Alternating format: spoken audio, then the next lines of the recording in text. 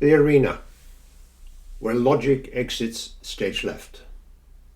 Seen through the lens of a life lived in the arena. Written and narrated by Stan Oatman. Confused? You should be. Opinion is loud, persistent and seductive. It shapes our culture, politics, even our daily routines. Yet in the arena of real life, it is often the first thing to exit stage left, along with our reason. I learned this the hard way when a doctor told me I had months to live.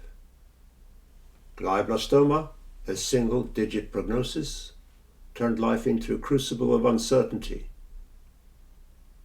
Every day became a battle, every choice a test of courage, and every well-meaning piece of advice a spectator's cheer what often missed the mark.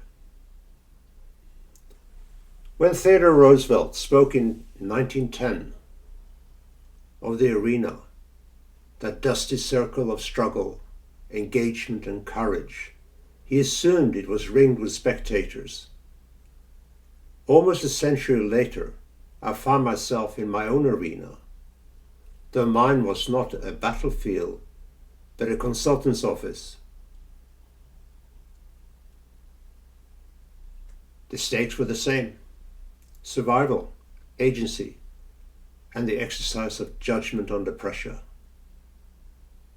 Encouragement and slogans poured in, like "think positive, push through it, what's wrong with you?" But the man in the arena, wrestling his dragon, knows that most of it is noise, perhaps not even truthful.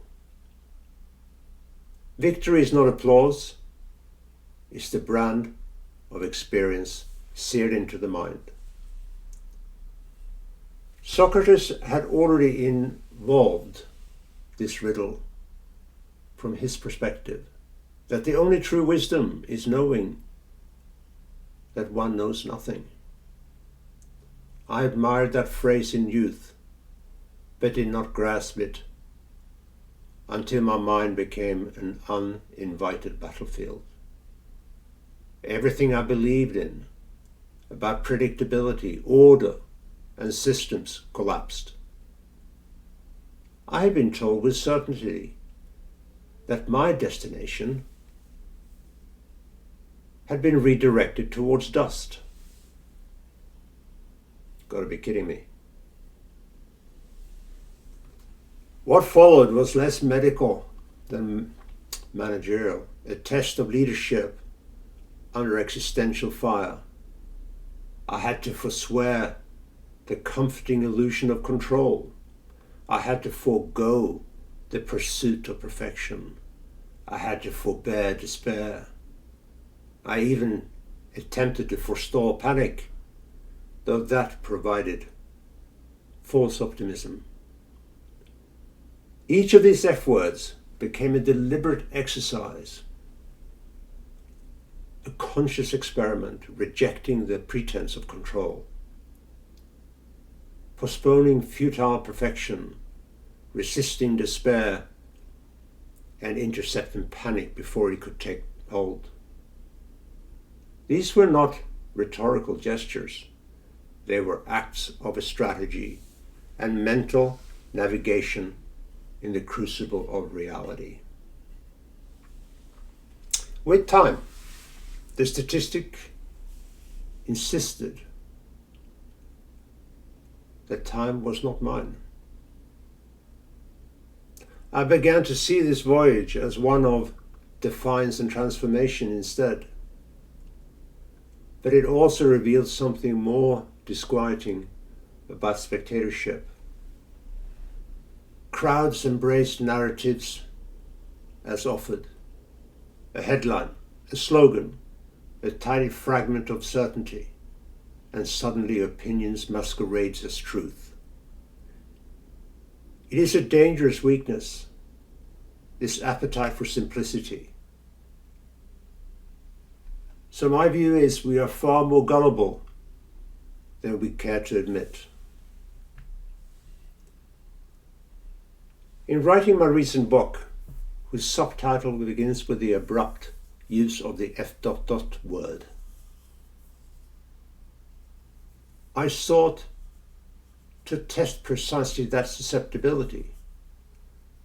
Would readers pause, reflect, ask why their attention had been so easily captured by going straight to the linguistic gutter? Would they notice how vulnerable they are to whatever phrase is flung at them each morning?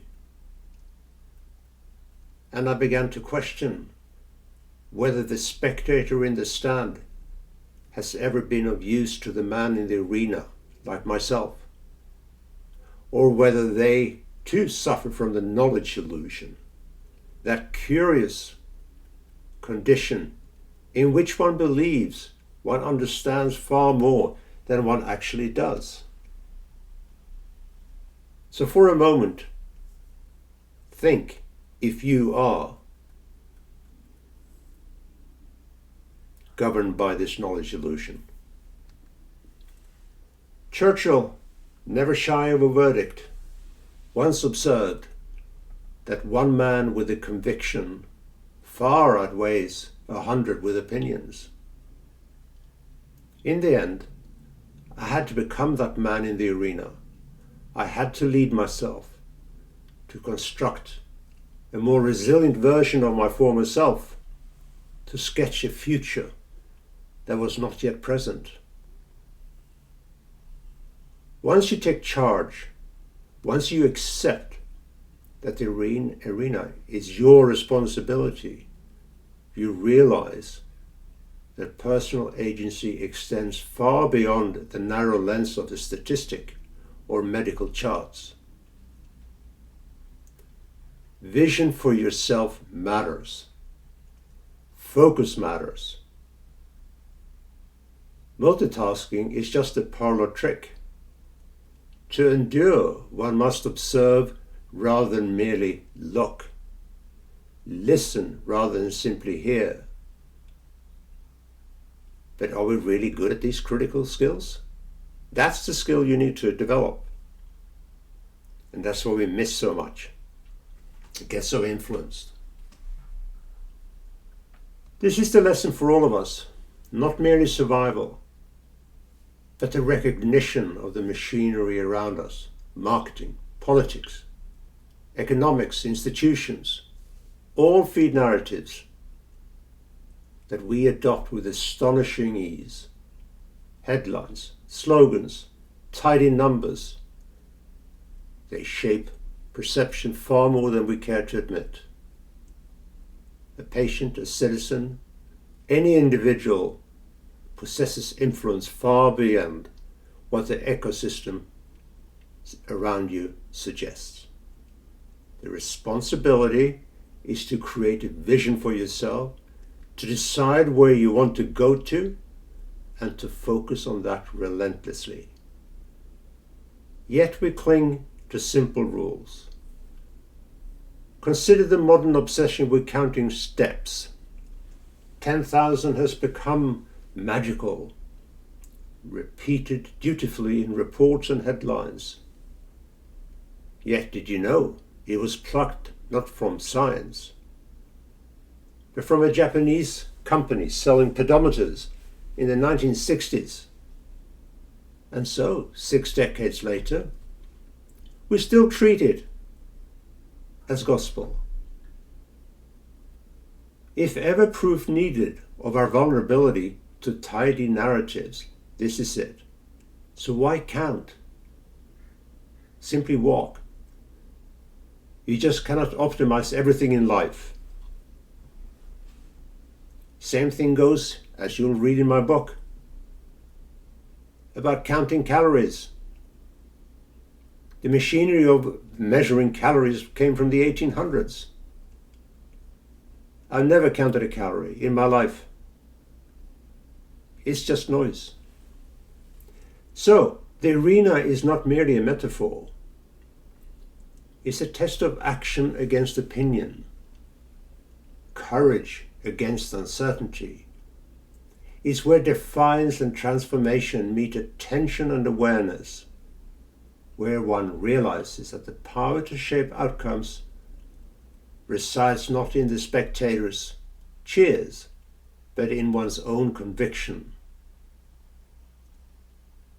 Yet for all its lessons, one sees how easily logic itself exits stage left, pushed aside by noise, slogans, and the crowd.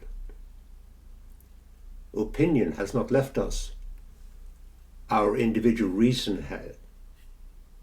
The true victory lies in reclaiming agency, as I did, navigating the noise, and remaining fully self-led. That's where the arena begins and where it must remain. Wishing you the best of success.